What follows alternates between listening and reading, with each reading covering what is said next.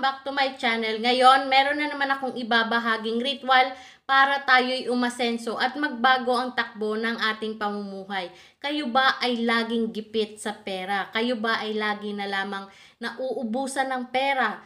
Lagi na lamang nangungutang or lagi na lamang nang hihingi, yung mga ganyan guys?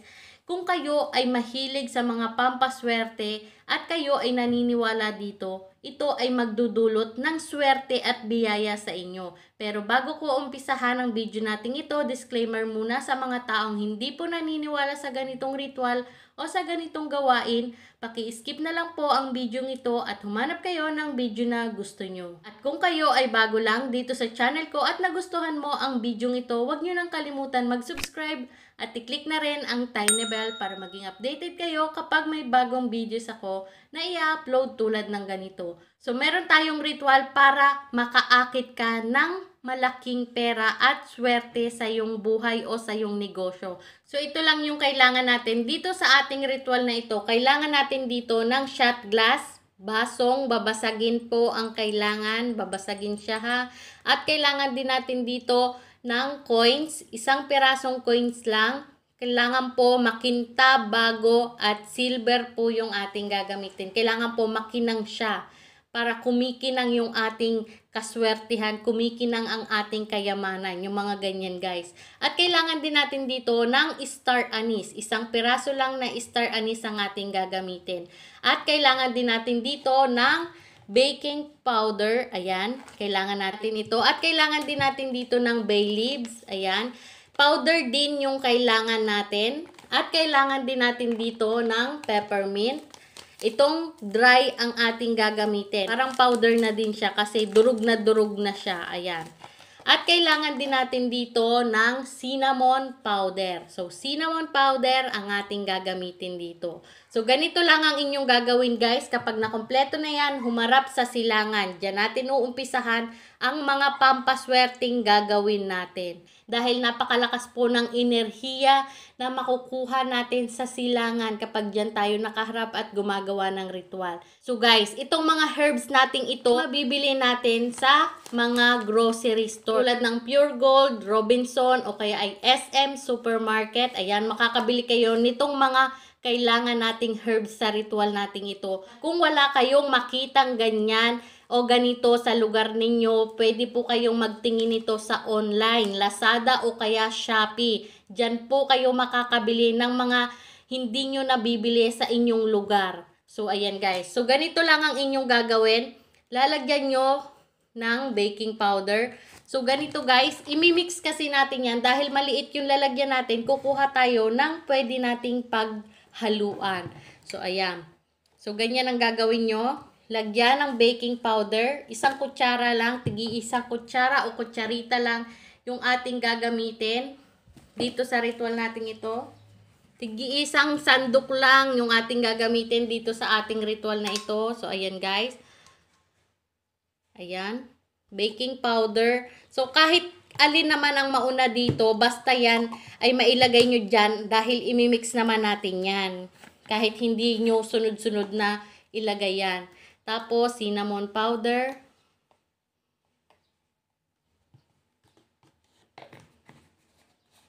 So, ayan guys. At ito namang peppermint.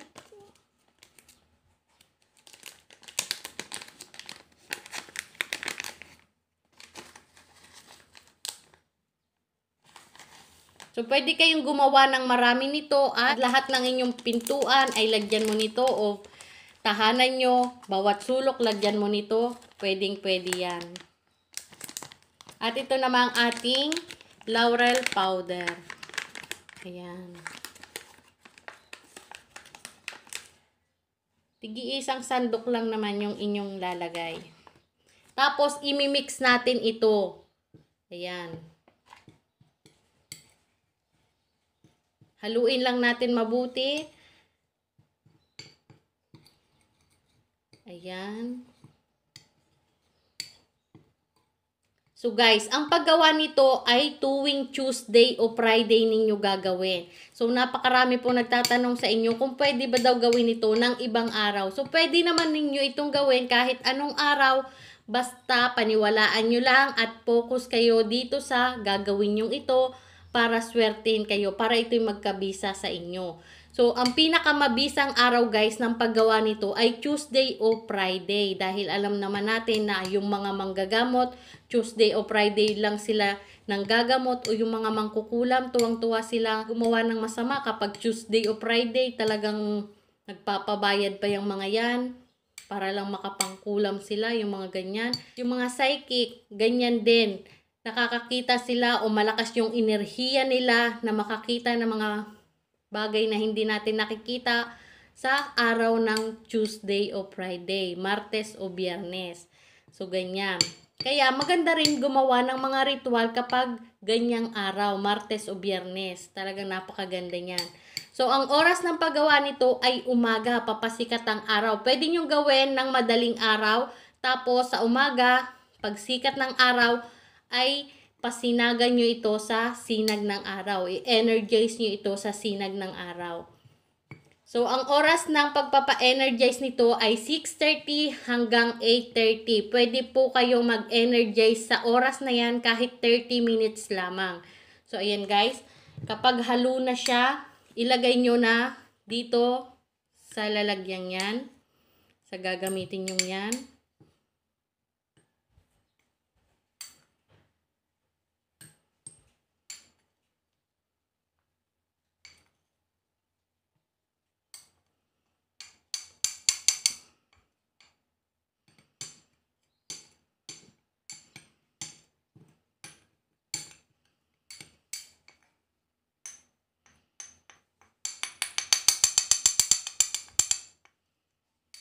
So, ayan guys. So, hindi siya napuno. So, ang gagawin nyo, kapag hindi siya napuno, dahil maliit lang yung kutsaritang ginamit ko dito, hindi siya napuno, ang gagawin nyo dyan, lalagyan nyo siya laurel powder. So, ito yung pinakang ipapang ibabaw nyo dito. Pero kung napuno naman yan, kahit hindi mo nalagyan ito. So, ayan guys.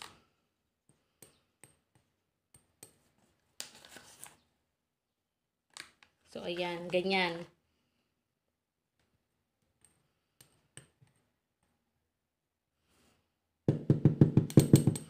So, ayan guys. At ito namang ating star anise. Dito nyo siya ilalagay.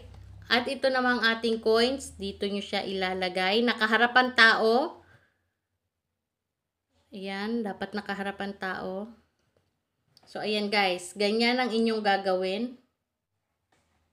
So, makinang po na coins ang inyong gagamitin sa ritual nating ito ha. Dapat makintab siya. So, ganyan guys. Pagkatapos yung gawin, ipa-energize sa sinag ng araw ito. So, pwede po na pakapunuin nyo siya. Ayan, pwedeng pakapunuin nyo siya kung gusto nyo. Pwede din naman na ganyan para hindi matumba o malaglag itong coins at ito. Kasi hindi siya tatayo kung wala siyang pagtutuunan. Kung wala siyang ganito. Tulad nito guys, tingnan nyo. Hindi siya tatayo, bumabagsak siya. Ayan. Kung wala siyang pagpapatungan or wala siyang sangga. So, ayan guys. O, tumutumba siya. Kaya kailangan ganyan. May space pa rin siya para hindi siya matumba kapag ginawa nyo na itong ritual na ito. So, ngayon guys, ito ay ipa-energize sa sinag ng araw.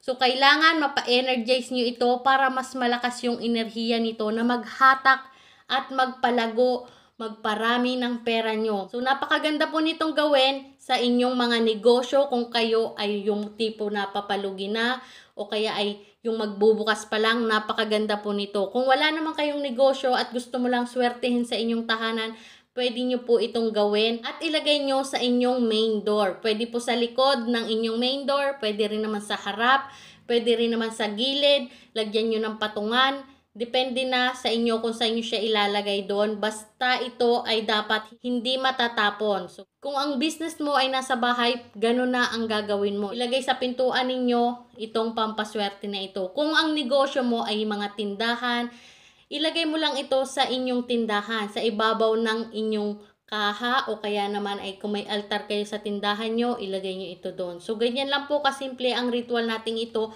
para ito'y makahatak ng swerte sa inyong negosyo at sa inyong buhay. So, guys, ito ay pangmatagalan na. Wala nang palitan ito. So, papalitan nyo na lang ito siguro kapag naka-1 taon na sa inyo.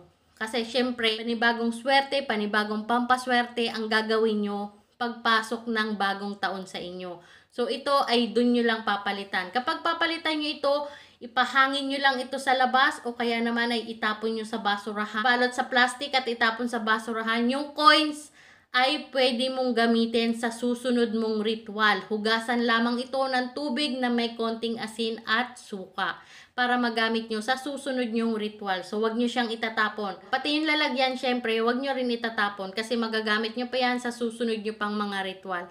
So, guys, lagi nyo pong tandaan na ang video natin ito ay gabay lamang. Ang tanging pagdadasal pa rin po natin sa Diyos at paniniwala natin sa Kanya ang makakatulong sa atin sa mga ganitong pampaswerteng ating ginagawa. So, lahat po ng bagay, pampaswerte man yan o hindi, kailangan samahan natin ng sipag at tiyaga dahil wala namang pong pampaswerte na kapag ginawa nyo ngayon ay pahiga-higa ka na lang, hindi ka nakikilos, hindi ka na gagawa ng paraan para swertihin ka. Yung ganun, guys. At dapat paniwalaan nyo ang ritual na inyong gagawin para ito'y magdulot ng swerte at pagbabago sa inyong buhay.